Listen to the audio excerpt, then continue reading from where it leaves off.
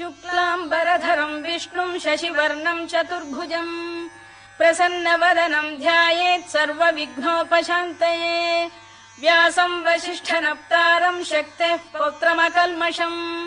पराशरात्मजम् वन्दे शुकतातम् तपोनिधिम् व्यासाय विष्णुरूपाय व्यासरूपाय विष्णवे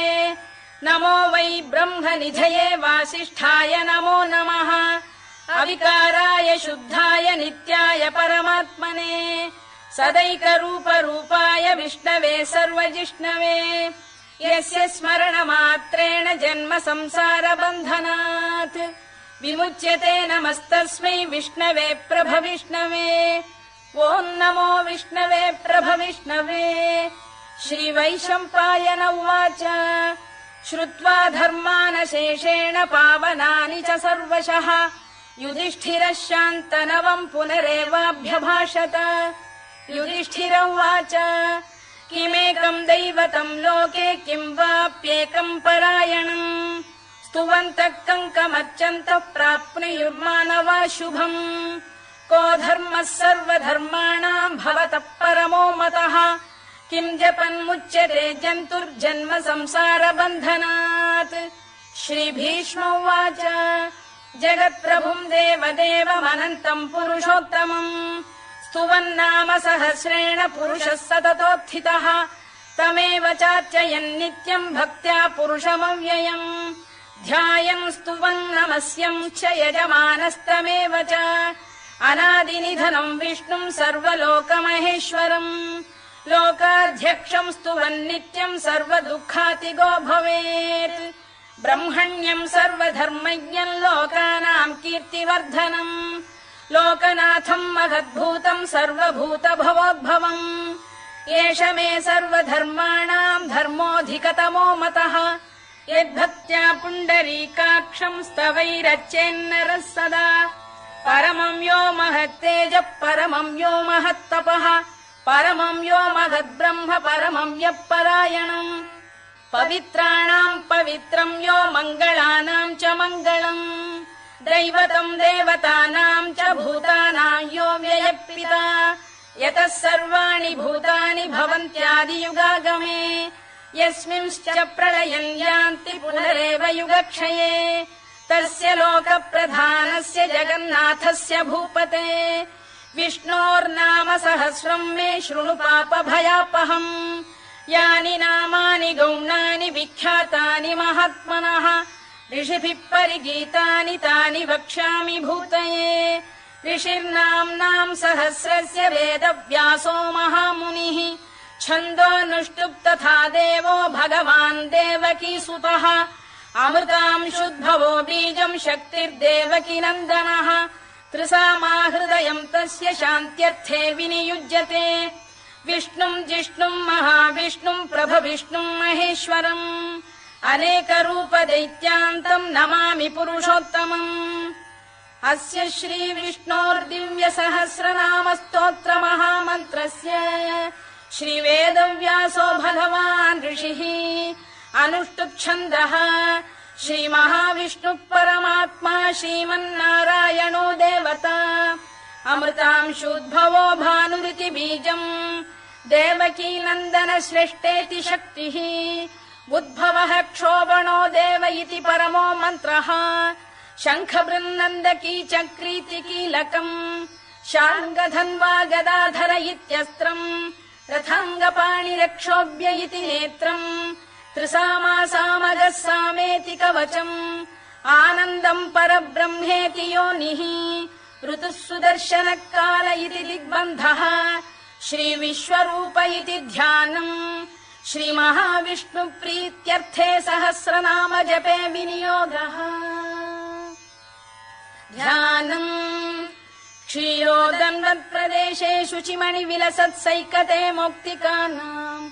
मालाक्लुप्तासनस्थस्फटिकमणिनिभैर्मौक्तिकैर्मण्डिताङ्गः शुभ्रैरभ्रैरदभ्रैरुपरि विरचितैर्मुक्तपीयूषवर्षैः आनन्दीन पुनीयादरिनलिन गदा शङ्खपाणिर्मुकुन्दः भूः पादौ यस्य नाभिर्वियदसुरनिलश्चन्द्रसूर्यौ च नेत्रे कर्णावाशा शिरोद्यौर्मुखमपि दहनो यस्य वास्तेयमब्धिः अन्तस्थम् यस्य विश्वम् सुरनरखगो भोगि गन्धर्व दैत्यैः चित्रम् रम्यते तम् त्रिभुवन वपुषुम् विष्णुमीशम् नमामि। ॐ नमो भगवते वासुदेवाय। शान्ताकारम् भुजगशयनम् पद्मनाभम् सुरेशम् विश्वाधारम् गगनसदृशम् मेघवर्णम् शुभाङ्गम् लक्ष्मीकान्तम् कमलनयनम् योगिहृद्ध्यानगम्यम् वन्दे विष्णुम् भवभयहरम् सर्वलोकैकनाथम् मेघश्यामम् पीतकौशेयवासम् श्रीवत्साङ्कम् कौस्तुभोद्भासिताङ्गम् पुण्योपेतम् पुण्डरीकायताक्षम् विष्णुम् वन्दे सर्वलोकैकनाथम् नमः समस्तभूतानामादिभूताय भूभृते अनेकरूपरूपाय विष्णवे प्रभविष्णवे सशङ्खचक्रम् सकिरीटकुण्डलम् सपीतवस्त्रम् सरसीरुभेक्षणम् सहारवक्षस्थलशोभिकौस्तुभम् नमामि विष्णुम् शिरसा चतुर्भुजम् छायायाम् पारिजातस्य हेमसिंहासनोपरि आसीनमम्बुदश्याममायताक्षमलङ्कृतम् चन्द्राननम् चतुर्बाहुम् श्रीवत्साङ्कितवक्षसम् रुक्मिणी सत्यभामाभ्याम् सहितम् कृष्णमाश्रये।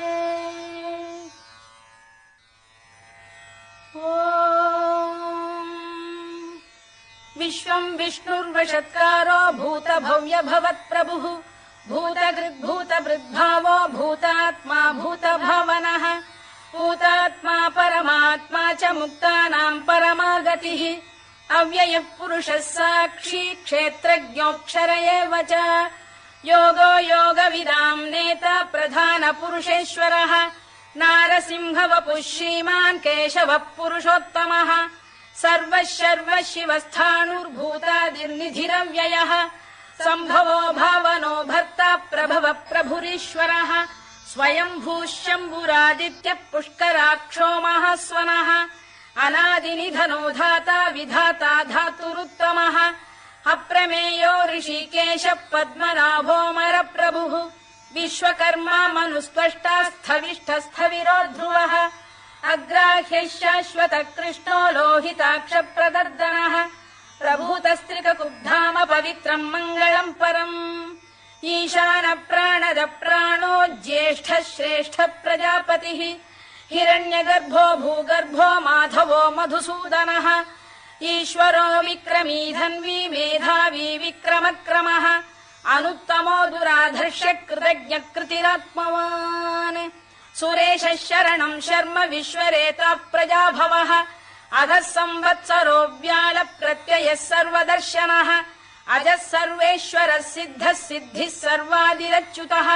वृषाकपिरमेयात्मा सर्वयोगविनिसृतः वसुर्वसुमनः सत्यः समात्मा संमितः समः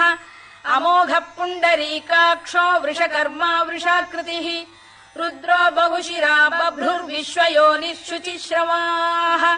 अमृतः शाश्वतस्थाणुर्वरारोहो महातपाः सर्वगः सर्वविद्भानुर्विश्वक्सेनो जनार्दनः वेदो वेदविदव्यङ्गो वेदाङ्गो वेदवित्कविः लोकाध्यक्षः सुराध्यक्षो धर्माध्यक्षः कृताकृतः चतुरात्मा चतुर्व्यूहश्चतुर्दंष्टश्चतुर्भुजः भ्राजिष्णुर्भोजनम् भोक्ता सहिष्णुर्जगदादिजः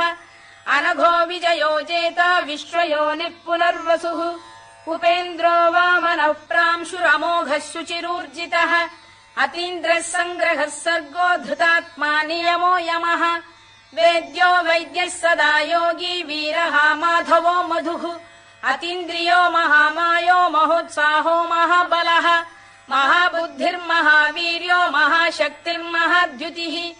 अनिर्देश्य वपुः श्रीमान् अमेयात्मा महाद्विधृत् महेश्वासो महीभर्ता श्रीनिवासः सताङ्गतिः अनिरुद्धः सुरानन्दो गोविन्दो गोविदाम्पतिः मरीचिर्दमनो हंसः सुपर्णो भुजगोत्तमः हिरण्यनाभः सुतपाः पद्मनाभः प्रजापतिः अमृत्युः सर्वदृक्सिंहः सन्धाता सन्धिमान् स्थिरः अजो दुर्मर्षणः शास्ता विश्रुतात्मा सुरारिः गुरुर्गुरुतमो धाम सत्यः सत्यपराक्रमः निमिषो निमिषस्रग्वी वाचस्पतिरुदारधीः अग्रणीर्ग्रामणी श्रीमान् न्यायो नेता समीरणः सहस्रमूर्धा विश्वात्मा सहस्राक्षः सहस्रपात् आवर्तनो निवृत्तात्मा संवृतः सम्प्रमर्दनः अधः संवर्तको वह्निरनिलो धरणीधरः सुप्रसाद प्रसन्नात्मा विश्वधृक् विश्वभुक् विभुः सत्कर्ता सत्कृतः साधुर्जह्नुर्नारायणो नरः असङ्ख्येयो प्रमेयात्मा विशिष्टः शिष्टकृच्छुचिः सिद्धार्थ सिद्ध सङ्कल्पः सिद्धिदः सिद्धिसाधनः वृषाही वृषभो विष्णुर्वृषपर्वा वृषोदरः वर्धनो वर्धमानश्च विविक्तः श्रुतिसागरः सुभुजो दुर्धरो वाग्मी महेन्द्रो वसुदो वसुः नैकरूपो बृहद्रूपः शिपिविष्टप्रकाशनः ओजस्तेजोऽब्जुदिधर प्रकाशात्मा प्रतापनः वृद्धस्पष्टाक्षरो मन्त्रश्चन्द्रांशुर्भास्करद्युतिः अमृतांशुद्भवो भानुः शशबिन्दुः सुरेश्वरः औषधम् जगतः सेतुः सत्यधर्मपराक्रमः भूतभव्यभवन्नाथः पवनः पावनो नलः कामः कामकृत्कान्तः कामः कामप्रदप्रभुः युगादिकृद्युगावर्तो नैकमायो महाशनः अदृश्यो व्यक्तरूपश्च सहस्रजिदनन्तजित् इष्टो विशिष्टः शिष्टेष्टः शिखण्डी नघुषो वृषः क्रोधः क्रोधकृत्कर्ता विश्वबाहुर्महीधरः अच्युत प्रथित प्राण प्राणदो वासवानुजः अपाम् निधिरधिष्ठानमप्रमत्त प्रतिष्ठितः स्कन्द स्कन्दधरो धुर्यो वरदो वायुवाहनः वासुदेवो बृहद्भानुरादिदेवः पुरन्दरः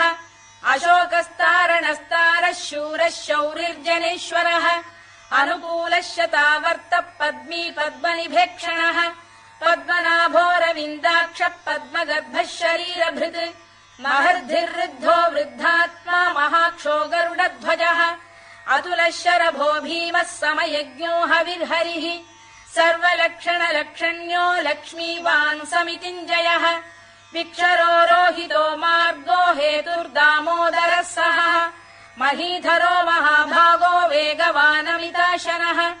उद्भवः क्षोभणो देवः श्रीगर्भः परमेश्वरः करणम् कारणम् कर्ता विकर्ता गहनो गुहः व्यवसायो व्यवस्थानः संस्थानस्थानदो ध्रुवः परधिः परमस्पष्टस्तुष्टः पुष्टः शुभेक्षणः रामो विरामो विरतो मार्गो नेयो नयोनयः वीरः शक्तिमताम् श्रेष्ठो धर्मो धर्मविदुत्तमः वैकुण्ठः पुरुष प्राण प्राणद प्रणव पृतुः हिरण्यगर्भः शत्रुघ्नो व्याप्तो वायुरधोक्षजः ऋतुः सुदर्शनकालः परमेष्ठी परिग्रहः उग्रः संवत्सरो दक्षो विश्रामो विश्वदक्षिणः विस्तारस्थावरस्थाणुः प्रमाणम् बीजमव्ययम् अर्थोऽनर्थो महाकोशो महाभोगो महाधनः अनिर्विण्णस्थविष्ठो भूर्धर्मयूपो महामखः नक्षत्रनेमिर्नक्षत्री क्षमः क्षामः समीहनः यज्ञयुज्यो महेद्यश्च क्रतुः सत्रम् सताम् गतिः सर्वदर्शी विमुक्तात्मा सर्वज्ञो ज्ञानमुत्तमम् सुव्रतः सुमुखः सूक्ष्मः सुघोषः सुखदः सुहृद् मनोहरो जितक्रोधो वीरबाहुर्विदारणः स्वापनः स्ववशो व्यापी नैकात्मा नैककर्मकृत् वत्सरो वत्सलो वत्सी रत्नगर्भोधनेश्वरः धर्मकृद्धर्मकृद्धर्मी सदसक्षरमक्षरम् अभिज्ञाता सहस्रांशुर्विधाता कृतलक्षणः गभस्तिनेमिः सत्तस्तः सिंहो भूतमहेश्वरः आदिदेवो महादेवो देवेशो देवभृद्गुरुः उत्तरो गोपतिर्गोप्ता ज्ञानगम्यः पुरातनः शरीरभूतभृद्भोक्ता कपीन्द्रो भूरि दक्षिणः सोमपोऽमृतपः सोमः पुरुजित् पुरुसत्तमः विनयो जयः सत्यसन्धो दाशार्हः सात्वताम् पतिः जीवो विनयिता साक्षी मुकुन्दोमितविक्रमः अम्भोनिधिरनन्तात्मा महोदधिशयोऽन्तकः अजो महार्घ स्वाभाव्यो जितामित्रप्रमोदनः आनन्दो नन्दनो नन्दः सत्यधर्मा त्रिविक्रमः महर्षि कपिलाचार्य कृतज्ञो मेदिनीपतिः त्रिपदस्त्रिदशाध्यक्षो महाशृङ्गकृतान्तकृत् महावराहो गोविन्दः सुषेणः कनकाङ्गनी गुह्यो गभीरो गहनो गुप्तश्चक्रगदाधरः मेधास्वाङ्गो जितकृष्णो दृढः सङ्कर्षणोच्युतः वरुणो वारुणो वृक्षः पुष्कराक्षो महामनाः भगवान् बलहानन्दी वनमाली हलायुधः आदित्यो ज्योतिरादित्यः सहिष्णुर्गतिसत्तमः सुधन्वाखण्ड परशुर्दारुणो द्रविणप्रदः दिवस्पृक् सर्वदृक्व्यासो वाचस्पतिरयो निजः त्रिसामासामगः साम निर्वाणम् भेषजम् भिषत् सन्न्यासकृच्छमः शान्तो निष्ठा शान्तिपरायणम् शुभाङ्गः शान्तिदः स्रष्टा कुमुदः कुवलेशयः गोहितो गोपतिर्गोप्ता वृषभाक्षो वृषप्रियः अनिवर्ती निवृत्तात्मा संक्षेप्ताक्षेमकृच्छिवः श्रीवत्सवक्षा श्रीवासः श्रीपतिः श्रीमताम्बरः श्रीरः श्रीशः श्रीनिवासः श्रीनिधिः श्रीविभावनः श्रीधर श्रीकर श्रेयः श्रीमान् लोकत्रयाश्रयः स्वक्षः स्वङ्गः शतानन्दो नन्दिर्ज्योतिर्गणेश्वरः विजितात्मा विधेयात्मा सत्कीर्तिश्छिन्न संशयः उदीर्णः सर्वतश्चक्षुरनीशः शाश्वतः स्थिरः भूषयो भूषणो भूतिर्विशोकः शोकनाशनः अर्चिष्मानर्चितः कुम्भो विशुद्धात्मा विशोधनः अनिरुद्धो प्रतिरथ प्रद्युम्नो मितविक्रमः कालनेमिनिः वीरः शौरिः शूरजनेश्वरः त्रिलोकात्मा त्रिलोकेशः केशवः केशिहा हरिः कामदेवः कामपालः कामी कान्तकृतागमः अनिर्देश्य वपुर्विष्णुर्वीरोऽनन्तो धनञ्जयः ब्रह्मण्यो ब्रह्मकृद्ब्रह्मा ब्रह्म ब्रह्मविवर्धनः ब्रह्मविब्राह्मणो ब्रह्मी ब्रह्मज्ञो ब्राह्मणप्रियः महाक्रमो महाकर्मा महातेजा महोरगः महाक्रतुर्महायज्वा महायज्ञो महाहविः स्तव्यस्तव प्रियस्तोत्रम् स्तुतिस्तोतारणप्रियः पूर्णः पूरयिता पुण्यः पुण्यकीर्तिरनामयः मनोजवस्तीर्थकरो वसुरेता वसुप्रदः वसुप्रदो वासुदेवो वसुर्वसुमनाहविः सद्गतिः सत्कृतिः सत्ता सद्भूतिः सत्परायणः शूरसेनो यदुश्रेष्ठः सन्निवासः सुयामुनः भूतावासो वासुदेवः सर्वासु निलयो नलः दर्पः दर्पदो दृप्तो दुर्धरोऽथापराजितः विश्वमूर्तिर्महामूर्तिर्दीप्तमूर्तिरमूर्तिमान् अनेकमूर्तिरव्यक्तः शतमूर्तिः शताननः एकोनैकः स वक्र किम् यत्तत्पदमनुत्तमम् लोकबन्धुर्लोकनाथो माधवो भक्तवत्सलः सुवर्णवर्णो हेमाङ्गो वराङ्गश्चन्दनाङ्गदी वीरः विषमः शून्यो घृता क्षीरचरश्चलः अमानी मानदो मान्यो लोकस्वामी त्रिलोकभृत् सुमेधा मेधजो धन्यः सत्यमेधाधराधरः तेजो वृषोद्युतिधरः सर्वशस्त्रभृताम्बरः प्रग्रहो निग्रहो व्यग्रो नैकशृङ्गो गदाग्रजः चतुर्मूर्तिश्चतुर्बाहुश्चतुर्व्यूहश्चतुर्गतिः चतुरात्मा चतुर्भावश्चतुर्वेदविदेकपात् समावर्तो निवृत्तात्मा दुर्जयो दुरतिक्रमः दुर्लभो दुर्गमो दुर्गो दुरावासो दुरारिः शुभाङ्गो लोकसारङ्गः सुतन्तुस्तन्तुवर्धनः इन्द्रकर्मा महाकर्मा कृतकर्मा कृतागमः उद्भवः सुन्दरः सुन्दो रत्ननाभः सुलोचनः अर्को वाजसनः शृङ्गी जयन्तः सर्वविजयी सुवर्णबिन्दुरक्षोभ्यः सर्ववागीश्वरेश्वरः महाह्रदो महागर्तो महाभूतो महानिधिः कुमुदः कुन्दरः कुन्दः पर्जन्यः पावनोऽनिलः अमृताशोऽमृतवपुः सर्वज्ञः सर्वतोमुखः सुलभः सुव्रतः सिद्धः शत्रुजिच्छत्रुतापनः न्यग्रोधोदुम्बरोश्चक्षाणूरान्ध्रैषूदनः सहस्रार्चिः सप्तजिह्वः सप्तैधा सप्तवाहनः अमूर्तिरनघोचिन्त्यो भयगृद्भयनाशनः अणुबृहत्कृशस्थूलो गुणभिर्निर्गुणो महान् अधृतस्वधृतस्वास्य प्राग्वंशो वंशवर्धनः भारभृत्कथितो योगी योगीशः सर्वकामदः आश्रमश्रमणः क्षामः सुपर्णो वायुवाहनः धनुर्धरो धनुर्वेदो दण्डो दमयिता दमः अपराजितः सर्वसहो नियन्ता नियमो यमः सत्त्ववान् सात्विकः सत्यः सत्यधर्मपरायणः अभिप्रायप्रियार्होः प्रियकृत्प्रीतिवर्धनः विहाय सगतिर्ज्योतिः सुरुचिर्कुतभुक् विभुः रविर्विरोचनः सूर्यः सवितारविलोचनः अनन्तो हुतभुग्भोक्ता सुखदो नैकजोऽग्रजः अनिर्विण्णः सदामर्षी लोकाधिष्ठानमद्भुतः सनात्सनातनतमः कपिलः कपिरव्ययः स्वस्तिदः स्वस्तिकृत् स्वस्ति स्वस्तिभुक् स्वस्ति दक्षिणः अरौद्रः कुण्डली चक्री विक्रम्यूर्जितशासनः शब्दातिकः शब्दसः शिशिरः शर्वरीकरः अक्रूरपेशलो दक्षो दक्षिणः क्षमिणाम्बरः विद्वत्तमो वीतभयः पुण्यश्रवणकीर्तनः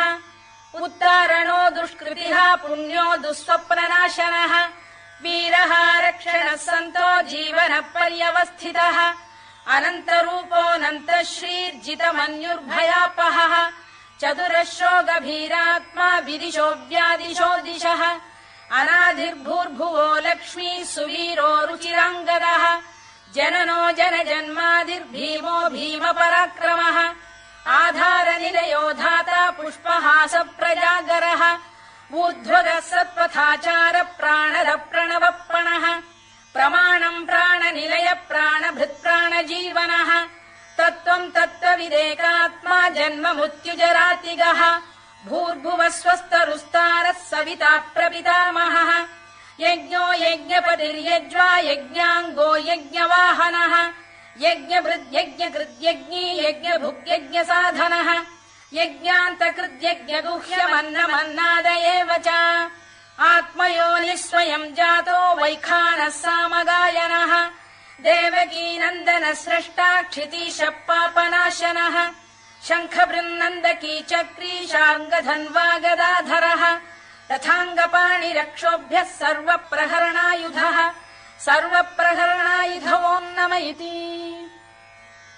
वनमाली गरीशाङ्गी शङ्खी चक्री च नन्दकी श्रीमान्नारायणो विष्णुर्वासुदेवोऽभिरक्षतु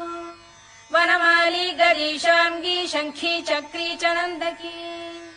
श्रीमान्नारायणो विष्णुर्वासुदेवोऽभिरक्षतु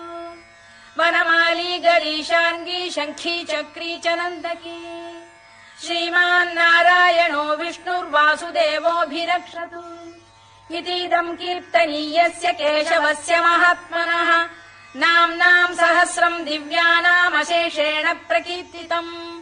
य इदम् शृणुयान् नित्यम् यश्चापि परिकीर्तयेत् नाशुभम् प्राप्नुयात् किञ्चित् सोमुत्रेह च मानवः वेदान्तको ब्राह्मणस्य क्षत्रियो विजयी भवेत् वैश्यो धनसमृद्धः स्यात् क्षुद्रः सुखमवाप्नुयात् धर्मार्थी प्राप्नुयात् धर्ममर्थार्थी चार्थमाप्नुयात् कामानवाप्नुयात् कामी प्रजार्थी चाप्नुयात् प्रजाम् भक्तिमान् यः सदोत्थाय शुचिस्तद्गतमानसः सहस्रम् वासुदेवस्य नाम्नामेतत् प्रकीर्तयेत् यशः प्राप्नोति विपुलम् याति प्राधान्यमेव च अचलाम् श्रियमाप्नोति श्रेयः प्राप्नोत्यनुत्तमम् न भयम् क्वचिदाप्नोति वीर्यम् तेजश्च विन्दति भवत्यरोगोद्युतिमान् बलरूपगुणान्वितः रोगार्तो मुच्यते रोगात् बद्धो मुच्येत बन्धनात् भयान्मुच्येत भीतस्तु मुच्येतापन्न आपदः दुर्गाण्यतितरत्याशु पुरुषः पुरुषोत्तमम् सुवन्नाम सहस्रेण नित्यम् भक्तिसमन्वितः वासुदेवाश्रयो मर्त्यो वासुदेवपरायणः सर्वपापविशुद्धात्मा याति ब्रह्म सनातनम् न वासुदेव भक्तानामशुभम् विद्यते क्वचित् जन्म मृत्युजरा व्याधि भयम् नैवोपजायते इमम् स्तवमधीयान श्रद्धा भक्ति समन्वितः युज्येतात्मसुखक्षान्ति श्रीधृति स्मृति कीर्तिभिः न क्रोधो न च मात्सर्यम् न लोभो न शुभा मतिः भवन्ति कृत पुण्यानाम् भक्तानाम् पुरुषोत्तमे द्यौः स चन्द्रार्क नक्षत्राखम् दिशो भूर्महो दधिः वासुदेवस्य वीर्येण विधृतानि महात्मनः ससुरासुर गन्धर्वम् स यक्षोरगराक्षसम् जगत्वशे वर्ततेदम् कृष्णस्य सचराचरम् इन्द्रियाणि मनो बुद्धिः सत्त्वम् तेजो बलम् धृतिः वासुदेवात्मकान्याहुः क्षेत्रम् क्षेत्रज्ञ एव च सर्वागमानामाचार प्रथमम् परिकल्पते आचार प्रभवो धर्मो धर्मस्य प्रभुरच्युतः ऋषयः पितरो देवा महाभूतानि धातवः जङ्गमा जङ्गमम् चेदम् जगन्नारायणोद्भवम् योगो ज्ञानम् तथा साङ्ख्यम् विद्या शिल्पादिकर्म च वेदाः शास्त्राणि विज्ञानमेतत् सर्वम् जनार्दनात् एको विष्णुर्महद्भूतम् पृथग्भूतान्यनेकशः त्रीन् लोकान् व्याप्य भूतात्मा भुङ्क्ते विश्वभुवव्ययः इमम् स्तवम् भगवतो विष्णोर्व्यासेन कीर्तितम् पठेद्य इच्छेत् पुरुषः श्रेयत् प्राप्तुम् सुखानि च विश्वेश्वरमजम् देवम् जगतः प्रभुमव्ययम् भजन्ति ये पुष्कराक्षम् न ते यान्ति पराभवम् न ते यान्ति पराभवम् ओन्नम इति अर्जुनोवाच पद्मपत्र विशालाक्ष पद्मनाभसुरोत्तमा भक्तानामनुरक्तानाम् त्राता भव जनार्दन श्रीभगवानुवाच यो माम् नाम सहस्रेण स्तोतुमिच्छति पाण्डव सोऽहमेकेन श्लोकेन स्तुत एव न संशयः स्तुत एव न संशयोन्नम इति व्यास उवाच वासनाद्वासुदेवस्य वासितम् भुवनत्रयम् सर्वभूतनिवासोऽसि वासुदेव नमोऽस्तु ते वासुदेव नमोऽस्तु ते ओन्नम इति पार्वत्युवाच केनोपायेन लघुना विष्णोर्नाम सहस्रकम् पठ्यते पण्डितैर्नित्यम् श्रोतुमिच्छाम्यहम् प्रभो ईश्वर उवाच श्रीराम राम रामेति रमे रामे मनोरमे सहस्रनाम तत्तुल्यम् राम नाम वरानने श्रीराम राम रामेति रमे रामे मनोरमे सहस्रनाम तत्तुल्यम् राम नाम वरानने श्रीराम राम रामेति रमे रामे मनोरमे सहस्रनाम तत्तुल्यम् राम नाम वरानने राम नाम वरानन ओन्नम इति ब्रह्मोवाच नमोऽस्त्वनन्ताय सहस्रमूर्तये सहस्रपादाक्षि शिरोरुबाहवे सहस्रनाम्ने पुरुषाय शाश्वते सहस्रकोटियुगधारिणे नमः सहस्रकोटियुगधारिणे नम ओन्नम इति सञ्जय उवाच यत्र योगेश्वर कृष्णो यत्र पार्थो धनुर्धरः तत्र श्रीर्विजयो भूतिर्ध्रुवा नीतिर्मतिर्मम श्रीभगवानुवाच अनन्याश्चिन्तयन्तो मां ये जनाः पर्युपासते तेषाम् नित्याभियुक्तानां योगक्षेमम् अहम्यहम् परित्राणाय साधूनां विनाशाय च दुष्कृताम् धर्म संस्थापनार्थाय सम्भवामि युगे युगे आर्ता विषण्णाः शिथिलाश्च भीता घोरेषु च व्याधिषु वर्तमानाः संकीर्त्य नारायण शब्दमात्रम् विमुक्त दुःखाः सुखिनो भवन्तु कायेन वाचा मनसेन्द्रियैर्वा बुद्ध्यात्मना वा प्रकृते स्वभावात् करोमि यद्यत् सकलम् परस्मै नारायणायेति समर्पयामि।